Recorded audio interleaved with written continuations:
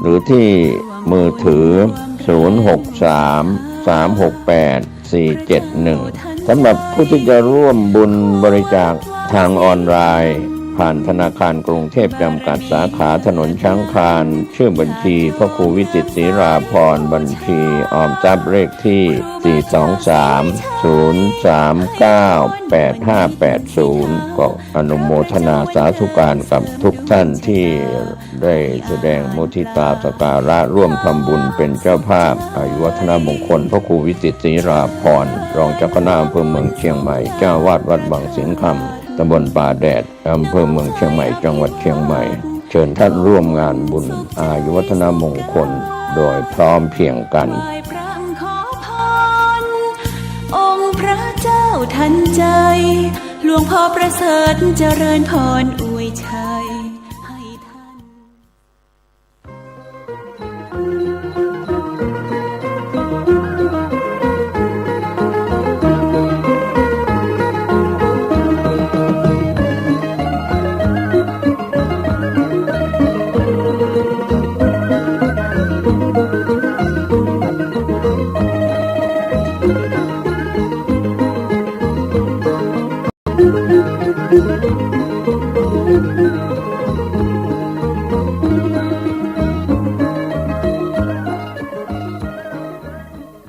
ขอความเจริญในธรรมและความผาสุกทางใจจงได้มาบังเกิดมีแก่ท่านสาธุชนคนดีผู้เจริญในศีลในธรรมทุกท่านพร้อมกันนี้ขอยกมือ10 นิ้วกราบอาราธนาเอาคุณพระพุทธเจ้าคุณพระธรรมพระสงฆ์คุณพ่อคุณแม่คุณครูบาอาจารย์ผู้ประสิทธิ์ประสาทวิชาความรู้บุญศีลบุญทานสิ่งศักดิ์สิทธิ์ทั้งหลายอันมีพระสยามเทวาธิราชพระบรมธาตุดอยสุเทพและครูบาเจ้าศรีวิจัยเป็นต้นขอได้โปรดมาอภิบาลปกปักรักษาพระสงฆ์พระเจ้าพระเนนเถนน้อยและท่านผู้รับฟังรายการเมื่อเจ้าทุกคนทุกท่านคือปากันมีความสุขกายสุขใจเหมือนกันทุกตนทุกองค์ทุกผู้ทุกคนตลอดกาลนานมาแถมแล้วเน้อเสียงก้องเสียงกองเสียงมองต่ำเข้าเสียงตุเจ้าเทศนาธรรมมาเยี่ยมมาใจท่านสาธุชนคนดีทั้งหลายถึงบ้านถึงจองเพื่อเอาธรรมะแบบรากหญ้าแบบธรรมดามาฮือพ่อแม่พี่น้องทั้งหลายฟังก่อนที่จะได้ฟังนี้ขอเชิญชวนมวลพุทธบริษัททั้งหลายไหว้พระเหมือนกับนักมวยไหว้ครูระลึกถึงครูบาอาจารย์ก่อนผู้ที่ไปแสวงหาสัจธรรม4 อสงไขยปลายแสนมหากัปและ10 ชาติปางสุดท้ายได้เกิดมาเป็นพญาเวสสันตละตาลเข้าของทรัพย์สมบัติสละบัลลังก์ไปบวชเป็นพระฤาษีตาลเมียตาลลูกบำเพ็ญขนาดนักจนได้ตรัสรู้เฮาไหว้ครูบาอาจารย์เนี่ยก่อนเน้ออาลังหังสัมมาสัมพุทโธภควาพุทธังภควันตังอภิวาเทมิกราบสวากขาโตภควตาธัมโมธัมมังนัมมัสสามิกราบสุปฏิปันโน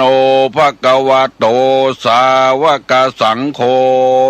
สังฆังนัมมามิกราบหันทัพไมยังพุทธัสสะภควโตบุพาภะคณะมะกะลังกะโลมาเสนะโมตัสสะภะคะวะโตอะระหะโตสัมมาสัมพุทธัสสะนะโมตัสสะภะคะวะโตอะระหะโตสัมมาสัมพุทธัสสะนะโมตัสสะภะคะวะโตอะระหะโตสัมมาสัมพุทธัสสะพุทธังสรณังคัจฉามิธัมมังสรณังคัจฉามิ สังฆังสรณังกัจฉามิตุติยัมปิพุทธังสรณังกัจฉามิตุติยัมปิธัมมังสรณังกัจฉามิตุติยัมปิสังฆังสรณังกัจฉามิตติยัมปิพุทธังสรณังกัจฉามิตติยัมปิธัมมังสรณังกัจฉามิตติยัมปิสังฆังสรณังกัจฉามิอิติปิโสภะคะวาอะระหังสัมมาสัมพุทโธวิชชาจรณะสัมปันโนสุขโตโลกาวิทูอนุตตโลปุริสาธัมมสารถิสัทธาเทวมนุษสานังพุทโธภควาติสวากาโตภควตาธัมโมสันติติโกอากาลิโกเอหิปัสสิโกโอปนะยิโกปัจจัตตังเวทิตโพวินยูหิติสุปฏิปันโนภควโตสาวกสังโฆอุจุปฏิปันโนภควโตสาวกสังโฆญาญะปฏิปันโนภควโตสาวกสังโฆสามิเจปฏิปันโนภควโตสาวกสังโฆญาติตังจัตตาลิปุริสายุคานิอัฏฐปุริสาปุคลาเอสาภะคะวะโตสาวกสังโฆอาหุไนโยปาหุไนโยทักขิไนโยอัญจลิกาลนิโยอนุตตลังปุญญเขตังโลกัสสาติกราบหนึ่งกราบสองกราบสามคำสอนพุทธศาสนาบอกว่าควรในของที่ควรให้ควรในของที่ควรอย่าไปควรในของที่ไม่ควรอย่าไปไม่ควรในของที่ควรอย่าไปไม่ควรในของที่ควรเนี่ยบุคคลสี่อย่างควรในของที่ควรไม่ควรในของที่ไม่ควรอย่าไปไม่ควรในของที่ควรอย่าไปไม่ควรในของที่ควรกลับไปกลับมาอย่างเงี้ยเราจะรู้สึกตัวอันใดควรกล้ากล้าอันนั้นอันใดบ่ควรกล้าอย่าไปกล้าอันนั้นอันใดบ่ควรกล้าอย่าไปกล้าอันใดควรกล้าอย่าไปบ่ควรกล้าปิดไปปิดมาบุคคลสี่เหล่าคนชอบอันใดกล้าอันนั้นคนบ่ชอบอันใดอย่าไปกล้าอันนั้นคนชอบอันใดจะไปบ่กล้าคนบ่ชอบจะไปกล้าปิกไปปิกมาอย่างเงี้ยคนใดควรเคารพก็เคารพคนนั้นคนใดบดีเคารพอย่าไปเคารพคนใดบดีเคารพนับถืออย่าไปเคารพมันคนใดคีดีคนใดดีเคารพนับถืออย่าไปบักเคารพนับถือถูกต้องเลยคนใดทำประโยชน์ให้แก่สังคมควรเคารพนับถือเชิดชูคนอย่างนั้นคนใดบัทำประโยชน์ให้แก่สังคมหันแก่ตัวให้แก่ได้อย่าไปเคารพนับถือคนเหล่านั้นคนใดน่าเคารพนับถือทำประโยชน์ให้แก่สังคมอย่าไปเพิกเฉย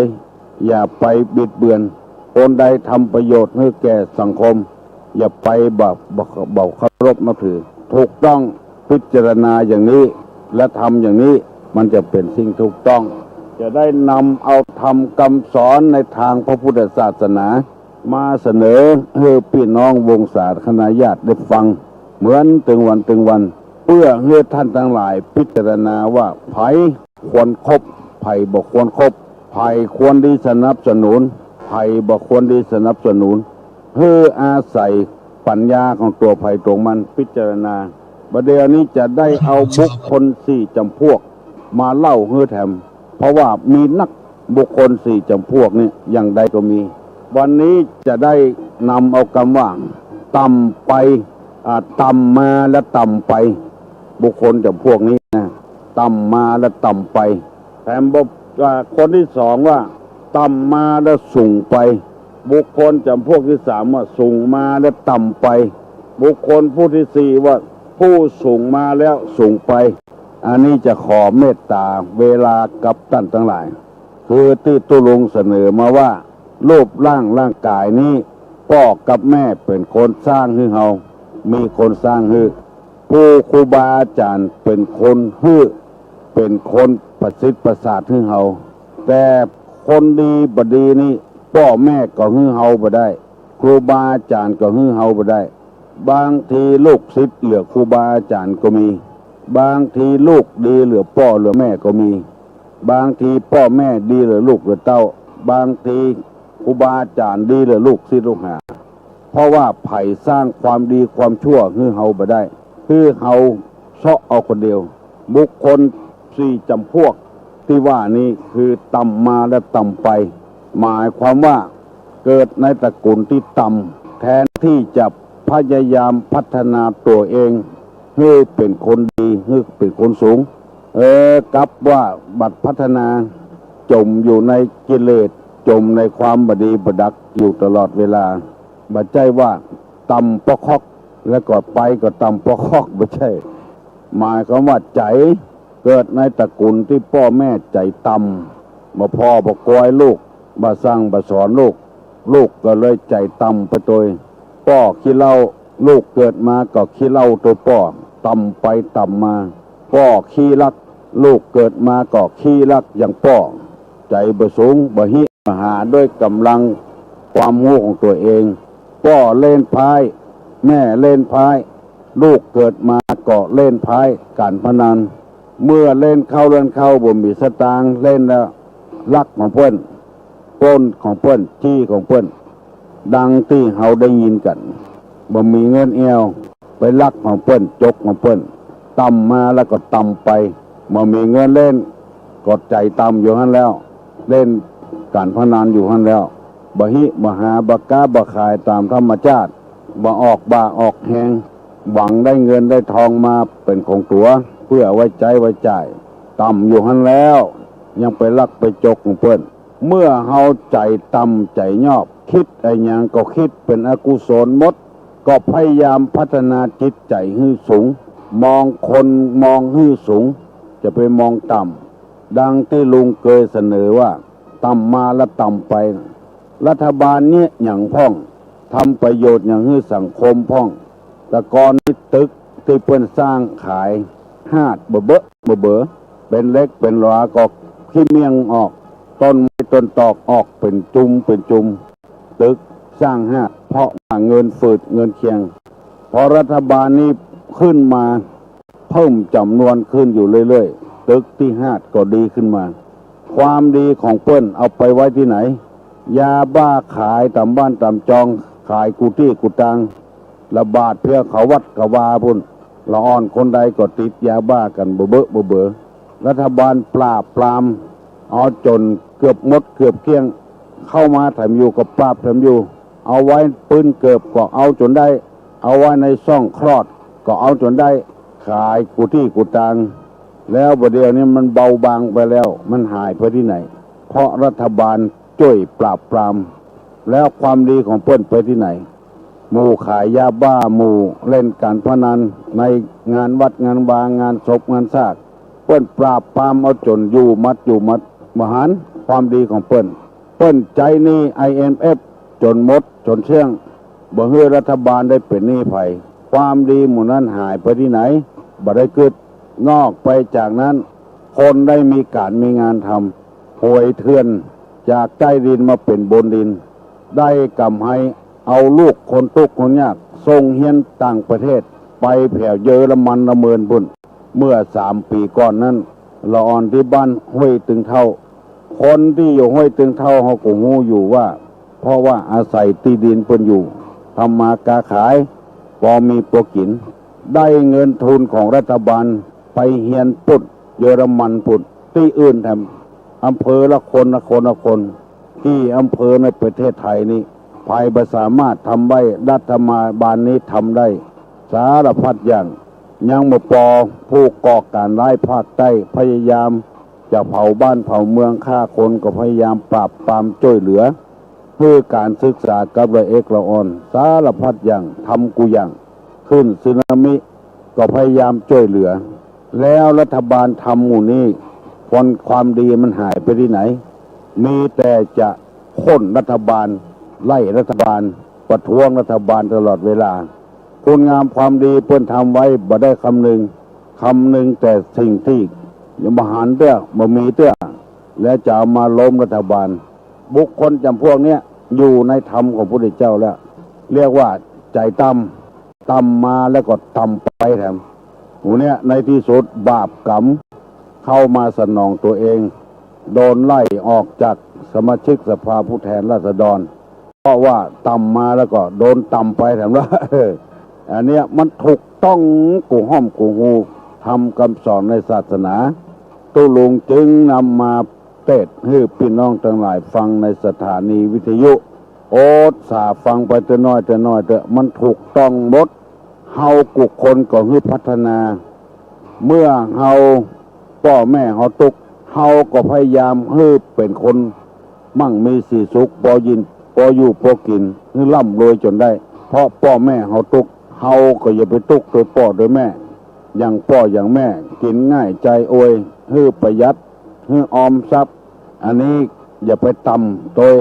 เปิ้นตุกเขาก็ตุกอย่างเปิ้นอย่าไปต่ำอย่างนั้นพยายามอันนี้เปิ้นฮ้องว่าผู้ต่ำมาและต่ำไปตัวเป็นคนธรรมดาได้เป็นแผ่วผู้แทนปุ่นแผ่ววุฒิสมาชิกปุ่น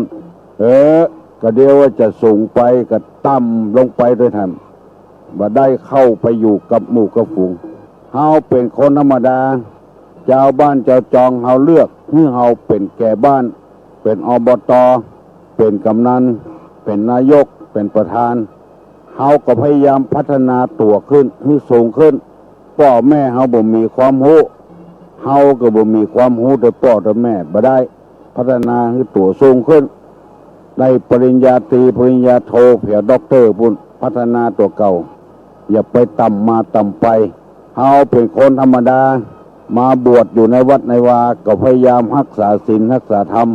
เมื่อลูนปุ่นป่ายมาทำบดีทำอย่าบ้านไล่หัวผิดวินัยผิดศีลผิดธรรมบ่พัฒนาตัวเก่าแล้วก็ต่ำมาแล้วก็ต่ำไปแถมบ่มีไผเคารพนับถือ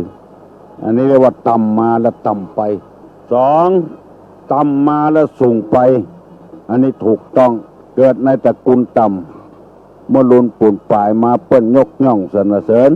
เกิดมาเป็นตระกูลของเจ้าให้เจ้านาคนตุกคนยากไปบวชเป็นตุกเป็นเจ้าปฏิบัติอยู่ในศีลในธรรมอันนี้เรียกว่าต่ำมาแล้วสูงไปนี่ถูกต้องอย่าไปหาอย่าไปขาดพ่อแม่ตุกเมื่อลุนมาเฮาเป็นคนร่ำรวยเหลือพ่อเหลือแม่อันนี้เรียกว่าต่ำมาแล้วสูงไปเพื่อพัฒนาจิตใจตัวเก่ามาอยู่บ้านซื้อบ้านเก่าเพิ่นเอามาแปลงแถมใหม่เรียกว่าต่ำมาแล้วสูงไปมาอยู่วัดพัฒนาวัดพัฒนาวาเงื่อดีขึ้นคนมาทำบุญทำทานมากขึ้นอันนี้เรียกว่าต่ำมาแล้วสูงไปอันนี้ดีบุคคลผู้ที่สามเรียกว่าสูงมาแล้วต่ำไปอันนี้แย่ขนาดนักสูงมาแล้วก็ต่ำไปโดนไล่โดนประท้วงมาจัดดีแล้วต่ำไปแล้วเป็นกระเจิงที่นำมาเสนอนี้เพื่อเฮาอย่าได้พัฒนาตัวเก่าว่าเมื่อเฮาสูงมาก็ต้องสูงไปอย่าไปต่ำลงไปพิจารณาสร้างความดีตัวเก่าอย่างที่เราหันกันบางคนตำแหน่งจัดดีมลูนปุ่นป่ายมาคอร์รัปชันโกงบ้านโกงเมืองโกงหั่นโกงนี่แมนที่ไหนกินที่หั่นบละบเว้นทำตัวให้จิตใจให้ต่ำลงไปทั้งที่มาแบบสูง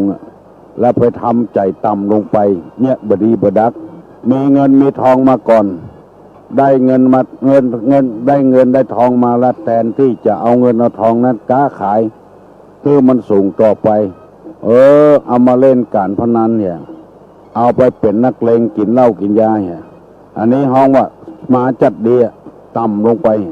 บุคคลจำพวกที่สี่แล้วเรียกว่าสูงมาแล้วสูงไป อันนี้ดีมากพ่อแม่มีทรัพย์สมบัตินักลูกเกิดมาต้องนักหรือพ่อหรือแม่เป็นคนมันเป็นคนขยันพ่อแม่เป็นครูบาอาจารย์จบม .6 ไปเป็นครูลูกเกิดมารุนจบปริญญาตรีปริญญาโทปริญญาเอกอันนี้เรียกว่าสูงมาต้องสูงไปแถมเกินกว่าพ่อกว่าแม่พ่อแม่เป็นข้าราชการบ้านเมืองลูกก็ต้องสูงหรือพ่อหรือแม่พอเนี่ยนายกรัฐมนตรีคนเดียวพ่อเป็นผู้แทนราษฎรลูกเกิดมาเป็นนายกคนเลยมาสูงก็ต้องไปสูง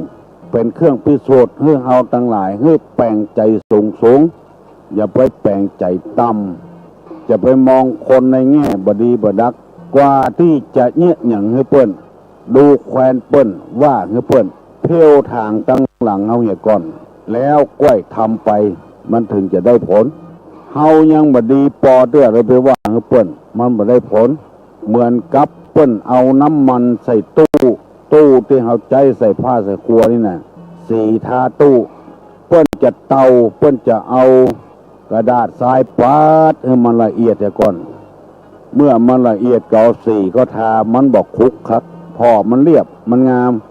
บัดนี้อย่างสักอย่างแล้วก็เอาสีไปทามันต่ำสูงพี่น้องพอออกไม่ออกเฮ้ย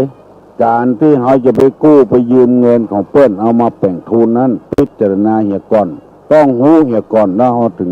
ทำได้นับเนี้ยมันก็ล่มจมไปติ๊กต่ำมาแล้วก็ต่ำไป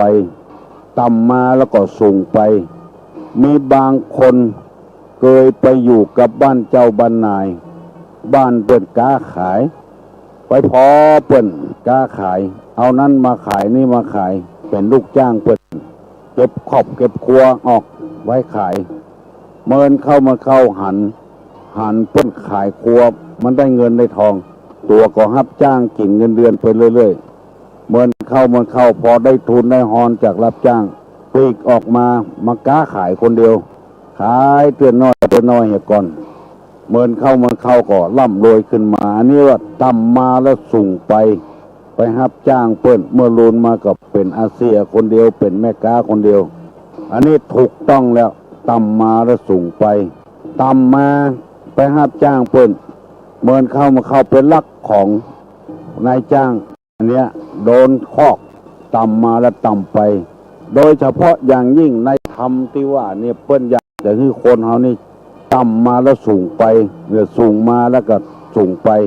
จะไปต่ำมาต่ำไปสูงมาแล้วก็ต่ำไปอันนี้ใจบ่ได้ตัวลุงจะได้นำมาบรรยายตัวน้อยอย่างเงี้ยมันถูกต้องพ่อแม่บ่ดีลูกก็บ่ดีตัวบ่พัฒนาจิตใจตัวเก่าต่ำมาแล้วก็ต่ำไปวัดตะกอนเป็นจังไดวัดบ่เดียวก็อย่างนั้นนะบ่คึดห้างสร้างแปลงอย่างสักอย่างหกเหี้ยกะวัดกะวาบ่เพี้ยวบ่ปัดบ่กวาดอันนี้ก็มาก็ต่ำไปแต่ก่อนนั้นวัดวิหารก็น้อยศาลาก็น้อยกำแพงก็ขีดมาอยู่วัดแล้วก็ขยายวัดมันกว้างมันขวางแปลงกำแพงแปลงศาลาแปลงวิหารกว้างขวางขึ้นอันนี้แน่นอนเมื่อเข้ามาหมิ่นสักอย่างเรียกว่าต่ำมาแล้วก็สูงไปไผก็ยกย่องไผก็สรรเสริญไผก็อวดก็อ้างอยู่กับวัดกวาเป็นคนธรรมดาบ่มีไผเคารพนับถือมาบวชเป็นพระสงฆ์พระเจ้าแล้วแทนที่จะอยู่ในศีลกินในธรรมมีเพศอันสูงแล้วโอ้บัญญัติสกรรมไปเนี่ยอันบดีบดักใจต่ำลงไปอันนี้เรียกว่าต่ำมาแล้วต่ำไปทำเมื่อต่ำมาแล้วก็ต้องสูงไปถูกต้องสูงมาแล้วก็สูงไปเป็นครูสอนนักเรียนไม่กินเหล้าไปเล่นพายเป็นหนี้เป็นสินเบื้องแหมต่างหากอันเนี้ยสูงมาแล้วก็ต่ำไปตัวลุงจะนำมาเสนอตึงวันเนอแล้วไผ่ฟังตัวลุงกำเดียวตัวลุงจะถามว่าบุคคล4จำพวกในยะที่8เนี่ยคือบุคคลอันอย่างพ่องในยะที่8เนี่ยในธรรมเปิ้นสอนมาจะปนมมือเนอจะปั่นปอนแล้วอายุวัฏโกธนะวัฏโกสิริวัฏโกญัสสะวัฏโกพละวัฏโก วันนะวัฏโกสุขวัฏโกโหตุสัพพตาทุกขโรกาปญาเวลาโสกาจันตุจุปัตตวาอเนกาอันตรญาปิวินาสันตุจเตจะสาสปปีติโยวัจจันตุสัพพโลโกวินาสตุมาเตภวะตวนทาลาโยสุขีติคายุโกภวะอภิวาทนะสีริสนิจังวุธาปจายโนจตตาโลธรรมาวัฏันติอายุวัน